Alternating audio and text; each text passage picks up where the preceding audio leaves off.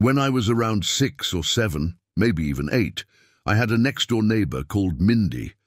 I had moved to a small town just north of El Dorado, Kansas, and was waiting for the new school year to start.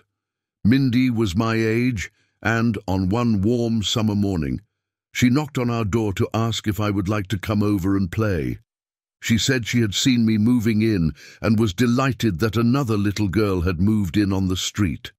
She wanted to be my friend. After my parents' divorce, I had moved in with my dad. He was a quiet, meek man who did not do much but garden and watch old reruns of All in the Family. My mum lost custody because of her drug abuse, and I suppose that he had not really known what to do with me when I had first moved in. I had not lived with him in my formative years, and it was only once my grandmother got wind of things that he pushed to be a part of my life again, having been disillusioned that I was living in some stately house up north.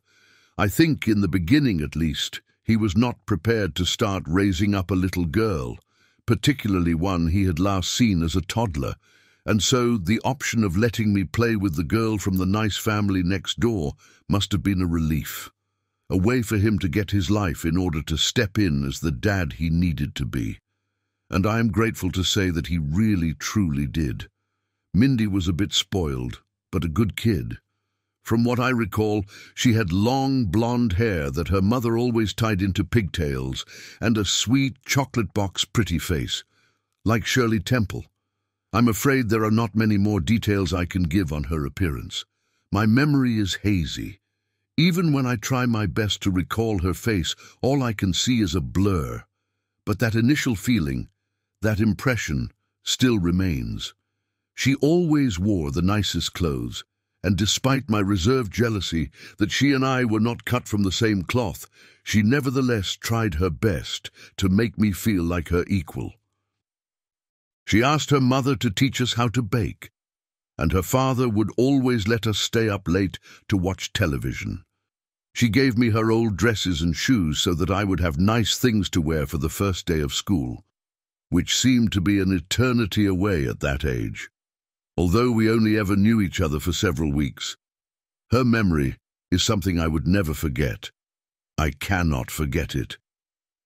The best thing about Mindy's home was a little playhouse she had, tucked right at the end of the backyard.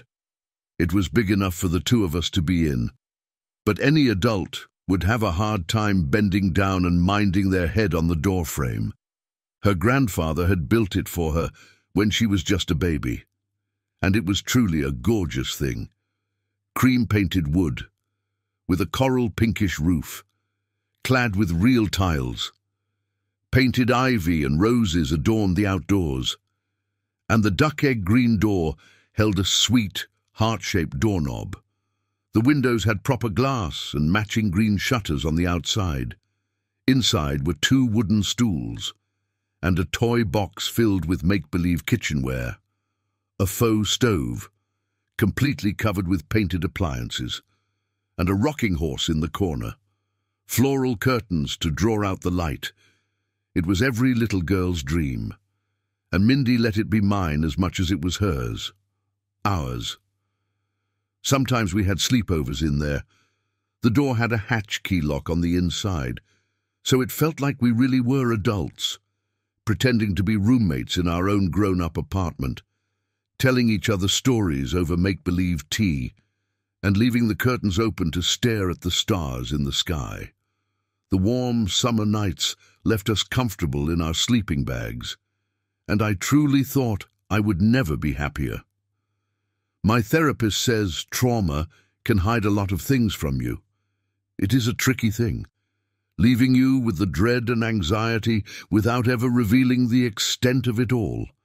I suppose post-traumatic stress disorder is the phrase I should be using.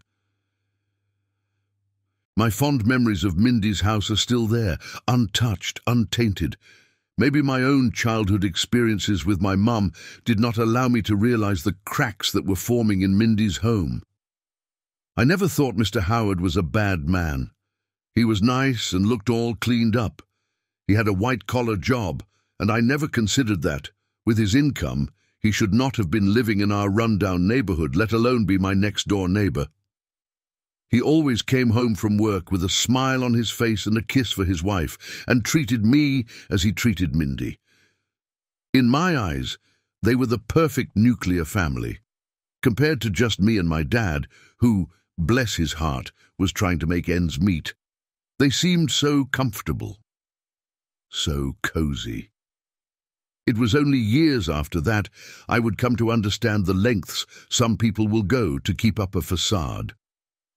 What I had perceived as a healthy, happy lifestyle was nothing more than a perfectly practiced production, a play put on a stage where the actors could not leave.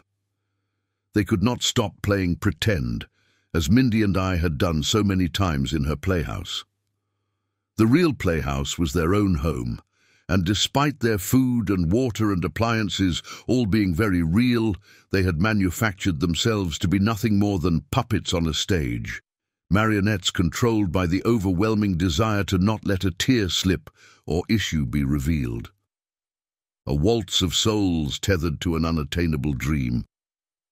Mr. Howard was a gambler, his savings whittled away down to mere pennies in his pockets, but he never stopped his grandiose spending. Mindy always got a new gift whenever he went away for business, and Mrs. Howard was always presented with some fabulous flowers. Sometimes she sent me home with her bouquet, telling me that she would not need them with all the wonderful flowers he had bought her before. She'd seen my dad gardening on the small, shameful plot of land we called a garden, and he had always been grateful to try and plant them back there. It really was strange how it happened. Mr. Howard, despite all his flaws, loved his family. He loved them so much, but perhaps love confused him. It was only a few weeks before school when Mindy invited me around for a sleepover. It was the usual routine. Her mother made a fantastic meal, and we stayed up a bit to watch the television, laughing at whatever risque scene was portrayed past 9 p.m.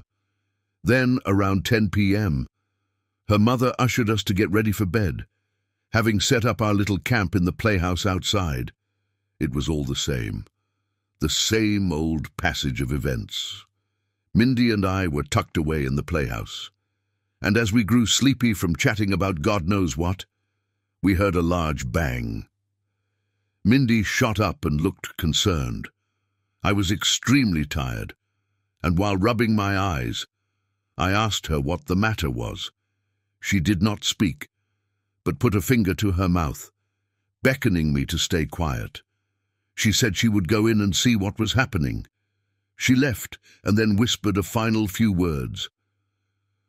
"Lock the door, Kelly. Do not let me in unless I say the password. Promise?" I did as she said and waited. Then, screaming.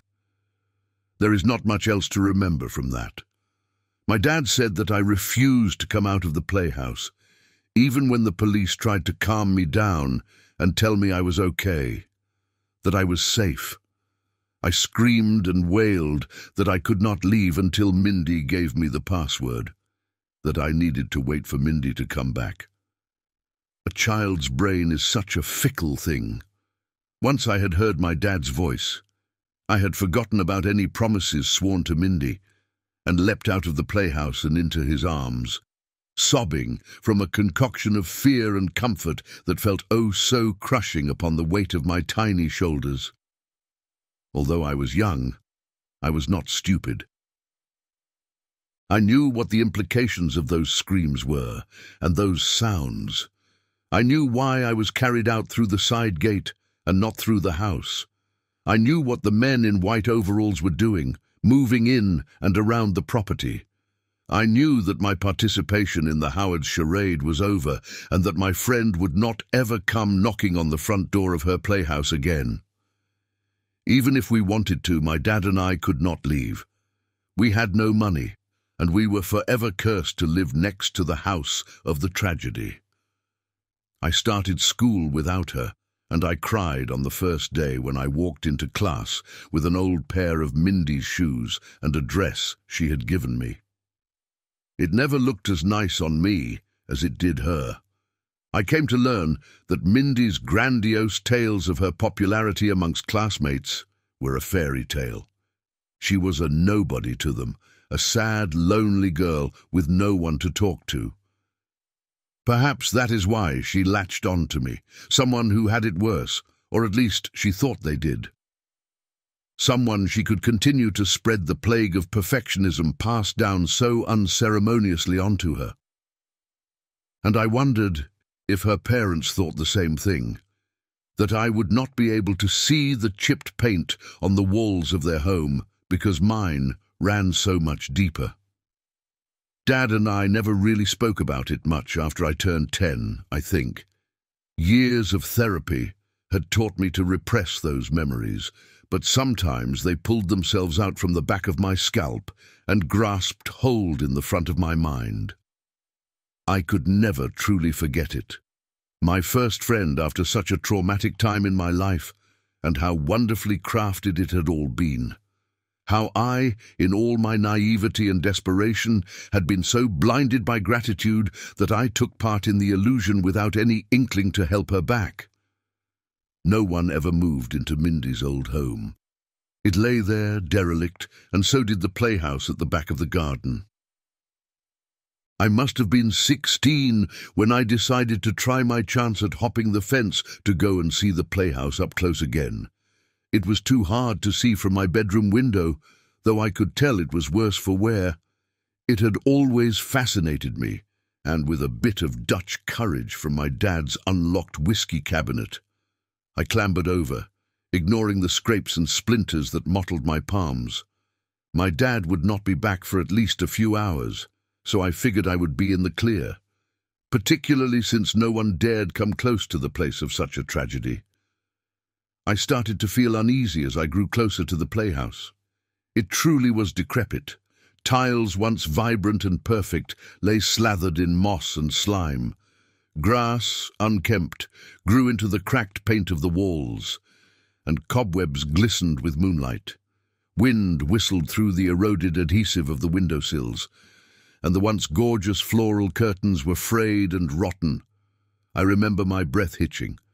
Perhaps I had not wanted to sully the wonderful memories that remained. Did I want to unearth the past that I had so soundly put to sleep in my subconscious? I could not have dwelled on it too long. Before I knew it, my knuckles rapped on the small, faded green door. The password. Of course, there was no response. I almost laughed at myself. What was I thinking? That Mindy would suddenly pop out, jaw blown off and ready to pounce on me for not waiting for her. A zombie to take me to the grave for breaking our promise, and drag me down to the pits of hell. I started to walk away until I heard a small, meek voice. "Mindy?" I froze. That voice. "Mindy, is that you?" I turned, half horrified and half confused. It did not sound like me, not how I remembered. It was too young, too small. I do not remember being that small. I knocked again, the same password. Then I heard crying, soft, heartbroken sobs that rattled my brain. "Mindy, please come back. It's me, Mindy." I could not stop myself. I placed a hand on the door and peered inside through the small window. I could not see anything but pitch, black nothingness. "Can you let me in?" The crying turned to some small sniffles, and after a moment the door unlatched, creaking slightly. I pushed it open and winced from the sudden appearance of light. Despite having ducked down through the doorway, the interior of the playhouse seemed much, much larger than it did from outside. It was not mouldy or dank, but pristine and fresh, like it had once been. The small flickers of candles danced around the room, and a warm vanilla scent danced around my nose. And nestled in the corner was a little head peeking out from under a sleeping bag, nose snotty, and eyes plump and reddened with tears. Suddenly the figure burst out from the sleeping bag and rushed toward me, wrapping arms around my torso with what felt to be relief. "Mindy, you were gone for so long. I was worried." It trailed off before looking up at me with tear-filled eyes. It was me, a much smaller, scruffier version of me. From what I could tell anyway, my mind racked with images of photographs hung on Dad's fridge. Looking at them, I do not think I would even be able to recognize my likeness in the street. I was flabbergasted and could not speak. That chillingly familiar scent of vanilla candles sickened me to the point of bile rushing up my throat, and I knew that had I dared open my mouth to respond, I would surely expel the contents of all the whiskey I had forced down onto the clean, carpeted floor. Carpet? I never remembered the floor to be carpeted. My eyes darted around the room, cold flooding my bones despite the cozy temperature. It was not exactly how I had remembered it to be. The pristine painted interior had chips in it, and the faux stove seemed a lot more shoddily painted. The former glory of the Playhouse, despite being close to the memory I held of it, was askew, amiss. Different, as if from a more grown-up lens. Maturity dampening the magic that I had conjured up in my dreams. "Mindy?" the small girl asked again, and she clasped my hands with her own. I looked down and saw that, unlike my tanned skin that should have borne resemblance to hers, I instead had small, pale ones, fingernails painted with a light pink sheen. I quickly pulled away, grasping at my face. My nose was smaller, pointier, lips thinner. I scrambled to the window and saw Mindy. 6 or 7 or perhaps even 8-year-old Mindy Howard staring back at me. My face was not mine, it was hers. My hair was pulled back into long blonde pigtails, and my hoodie and jeans were replaced with a pink pinafore dress. I looked down at the hem of the dress and noticed a slight fraying, stitching that had not quite been made correctly and threatened to expose the split seam. It was not right. Words began to tumble out of my mouth, a voice much gentler and higher pitched than my own, and did not match the thoughts that swirled murkily in my head. My body moved on its own, and I pulled the girl, me, her, into my arms. "Hey, do not cry, everything is fine. Mommy just dropped some laundry on the ground." I spoke. Mindy spoke. The girl cried softly, and after a few moments of sniffled, broken silence, she began to calm down. I continued. "Let us go to sleep now. I'm pretty tired. Mommy said she will make us pancakes in the morning." I felt my face stretch into a small smile, and hand in hand we moved to the sleeping bags, nestling under them together. Eventually, heavy breaths turned into light snores, and I looked at myself, her, and a warmth blossomed in my chest. And somehow I knew. Mindy felt a genuine love for me, for the little scruffy kid who looked at her with pure adoration. It was not pity or anger or anything else I had concocted up in my guilt-ridden stupor. She loved me, and she forgave me. And in that little, less-than-perfect playhouse, we could forget those bleak and colourless moments that loomed outside and be comfortable together in our own small world of make-believe. I woke up early in the morning to water dripping from the tiles in the ceiling. Vanilla was replaced with mildew and rot, and the warmth of those sleeping bags was gone in favour of the icy, damp wooden floor. It had been stripped of everything entirely, just the shell of the playhouse standing around me. I stood up and hit my head on the ceiling, my jeans returned and hoodie sodden. I checked my cell phone, and it was 5 a.m., with the early morning sun peering through the dirtied windows. Yet, despite how miserable I should have been, waking up in such a decrepit place, I was in a state of bliss, peace. I sat there for a moment, wondering if I had been far drunker than I had realized, and had simply passed out the moment I entered the tiny playhouse and dreamt up the entire experience. My head was not pounding, though. At that age, hangovers felt like a slight headache rather than severely crippling. My back did ache from the hard floor, and I felt a sense of foolishness wash over me. What was I doing, going into my deceased childhood friend's playhouse? Back to the site of the tragedy? It was only when I looked at my surroundings that I noticed the small scribbling on the floor, like chicken stretches but blue and waxy. It was hard to read, barely legible childish scribbles. "I'm sorry I could not come back. Thank you for being my friend." I sobbed for a very long time on the floor of that playhouse, not out of sorrow or dread, like the last time I had been in there.